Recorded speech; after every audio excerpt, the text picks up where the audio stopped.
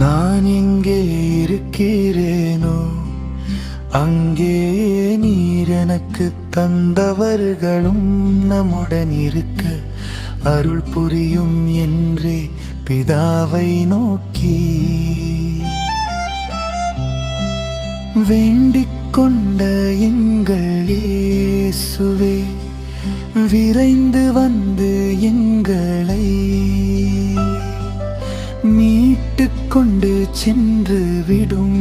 நீரில்லாத பூமியில் நிம்மதி இல்லையே.